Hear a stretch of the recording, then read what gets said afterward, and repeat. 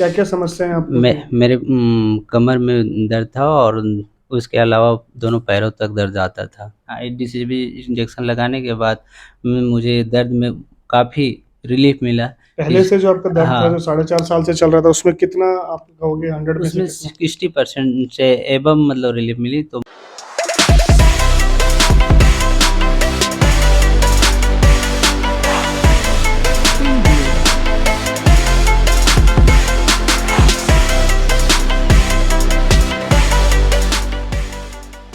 आज जो हमारे पास पेशेंट है मिस्टर दिनेश कुमार जी, ये 32 साल के हैं और ये झारखंड से हमारे पास आए हैं। जिस समय ये आए थे उस समय इनको लगभग 4.5 साल से कमर का दर्द था और कमर का दर्द इनके दोनों पैरों के अंदर जाता था। और पहले इनसे समस्याएं जानते हैं, क्या क्या समस्याएं हैं, 4.5 साल में इन्होंने अभी तक क्या क्या ट्रीटमेंट लिया और किस तरीके से हमारे तक पहुंचे, और हमने अभी तक इनको एक ही बार डीएससीबी इंजेक्शन लगाया, इससे कितना रिलीफ है और कितने हद तक जो है हमें इनके प्रॉब्लम्स में सक्सेस रेट मिला है। हाँ जी सर, नाम बताइए और जगह मेरा बताइए। नाम दिनेश कुमार यादव है। मैं झारखंड कोडरमा डिस्ट्रिक्ट से हूँ। क्या क्या समस्याएं आपको थी? मेरे कमर में दर्द था और उसके अलावा दोनों पैरों तक दर्द आता था। तो और क्या मैंने तकलीफें थी आपको? इसके अलावा सर पहले थोड़ी बहुत गर्दन में भी दर्द थी, लेकिन कुछ दिन एक्सरसाइज करने के बाद वो थोड़ा काबू में पाया मैंने। उसके बाद फिर आपका वीडियो देखने के बाद मैं आपके पास आया यहाँ पे। तो ये समस्या कितने सालों से थी ये आपको? 4.5 साल से साढ़े है। चार साल से जी, कैसे जी। शुरू हुई थी? शुरू हुई थी, मैं अपने खेत में काम कर रहा था सर, कुदाल चलाने के वक़्त में एक कच की आवाज़ आई कमर में। और उसके बाद 1-2 महीने के बाद अचानक वो दर्द बढ़ता गया और वो नीचे पैरों तक आया। दोनों पैरों तक आ गया? हाँ, पहले एक में शुरू हुआ फिर दूसरे में आया? पहले एक में ही शुरू हुआ, उसके बाद दूसरा में आया। तो फिर आपने वहाँ दिखाया अपने उसके बाद झारखंड में? मैं हाँ, उसके बाद मैं रांची में दिखाया डॉक्टर वहाँ पे रिम्स के हम्म डॉक्टर के हम्म न्यूरोलॉजिस्ट से। हम्म। तो उसने मेडिसिन का बोला ये ऐसे ही ठीक हो जाएगा, ऐसे तो डिस्क निकल गई है? डिस्क निकल गई है तो नॉर्मली ऐसा आता है। तो फिर मैंने उसके पास मेडिसिन खाता था, तब तक थोड़ा बहुत नॉर्मल रहता था। फिर मैं दूसरे पास अभी तक मैं आपके अलावा किसी दूसरे डॉक्टर के पास दोबारा नहीं गया हूँ। हम्म। तो मुझे अभी तो इस बीच कुछ कितने डॉक्टर बदल दिए आपने 4.5 साल में? मतलब लगभग पहला ही डॉक्टर हूँ मैं जो जिसका दूसरी बार आप आए हो। जी, जी। ग्रेट। नहीं तो मैं 3-4 डॉक्टर को दिखा चुका हूँ। डेफिनेटली जब पेशेंट का पेन नहीं जाता, सेटिस्फेक्शन है तो जी, चेंज कर जी। लेते मैं हैं। जब तक दवा यूज़ करता है तब हम्म, तक थोड़ी बहुत पेन जो है नॉर्मल रहता है, फिर बाद में उसी तरह हो जाता है। ओके। इसके लिए मैं दोबारा उसके पास नहीं गया, लेकिन आईडीसीबी इंजेक्शन लगाने के बाद मुझे दर्द में काफ़ी रिलीफ़ मिला। पहले इस से जो आपका दर्द था जो हाँ, 4.5 साल से चल रहा था उसमें कितना आप कहोगे 100 में से उसमें कितना? 60% से एबव मतलब रिलीफ़ मिली। तो मैं आपके पास आपने तो 20 दिनों के समय दिया था, लेकिन मैं 15-16 दिन के ही दरमियान में आया हूँ दूसरी इंजेक्शन लगवाने दूसरे के लिए। इंजेक्शन तो आपको ऑलमोस्ट 60% से भी ज़्यादा रिलीफ है पोस्ट फर्स्ट इंजेक्शन। और जो आपका एक्टिविटी लेवल है वो बढ़ा है पहले से? जी, बढ़ा। बढ़ा है।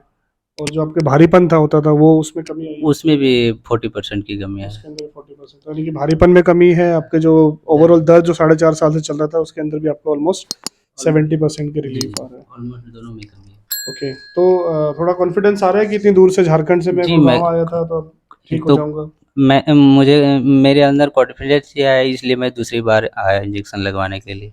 So friends, that is how DSCB works in pain management. Thank you. This is how DSCB works in pain management. इनको जो कमर में प्रॉब्लम थी वो लगभग 4.5 साल से चल रही थी और ये कह रहे हैं कि मैं एक बार जिस डॉक्टर के पास जाता था मुझे आराम नहीं मिला या दवाइयों से आराम मिलता था, मैं सेकेंड टाइम जाता ही नहीं था।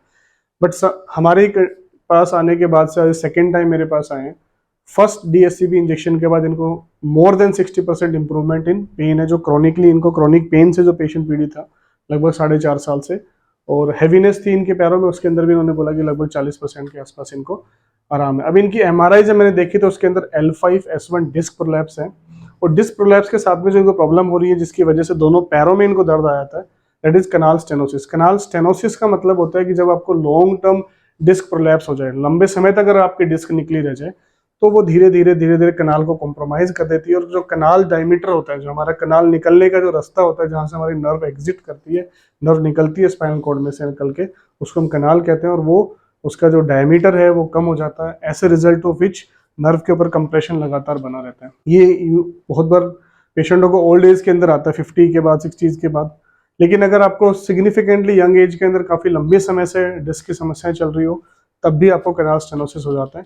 कैनाल स्टेनोसिस एज सच कोई तरीका नहीं है कि जिससे हम इंजेक्शन से या दवाइयों से उस रास्ते को खोल दें, that is only by surgical. But 85 to 90% patients में जो यंग इंडिविजुअल्स हैं उनमें सर्जिकल इंटरवेंशन की जरूरत नहीं पड़ती।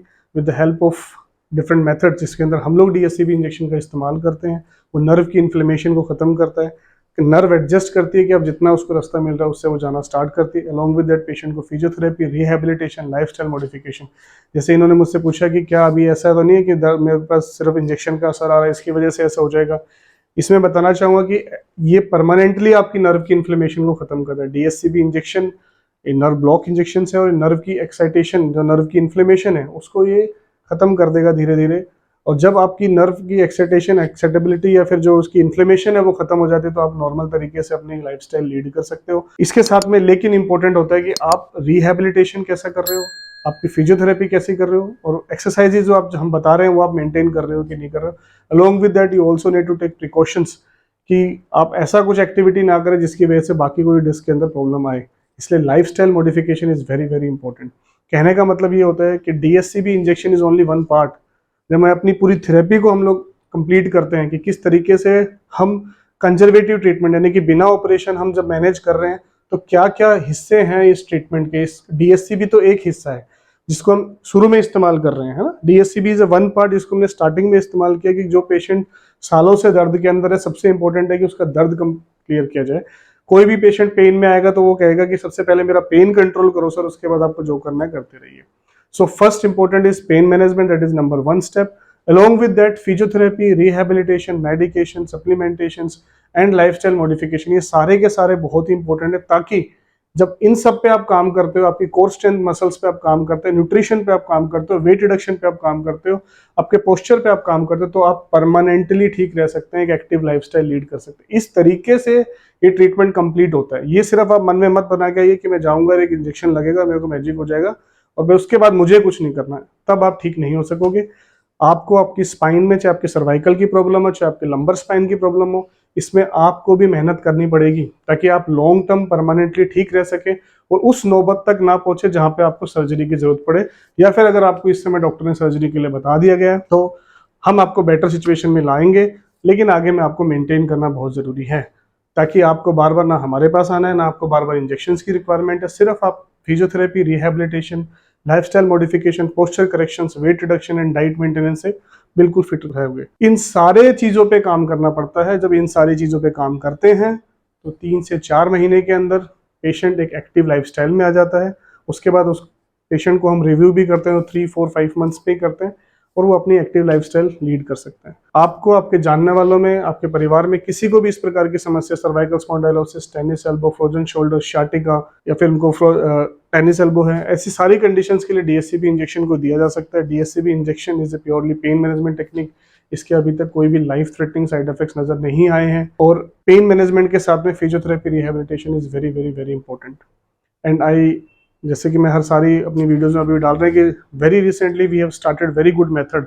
हमने बहुत रिसेंटली एक बहुत अच्छा मेथड स्टार्ट किया for which we are using from last 1 year और उसके रिजल्ट इसमें बहुत ही बेहतरीन आ रहे हैं। किसी को भी अगर घुटने का ऑस्टियोआर्थराइटिस है, जिसमें कहते हैं घुटने डैमेज हो चुके हैं, घुटने घिस गए हैं और आपको रिप्लेसमेंट सर्जरी की जरूरत है, तो ग्रेड 3 ऑस्टियोआर्थराइटिस तक बिना किसी सर्जिकल इंटरवेंशन के घुटनों को ठीक किया जा सकता है विद द हेल्प ऑफ रोलोजोन थेरेपी।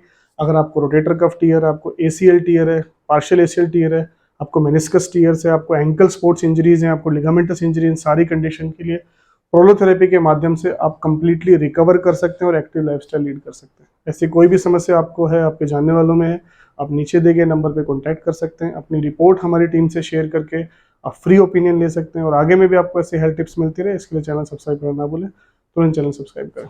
Thank you.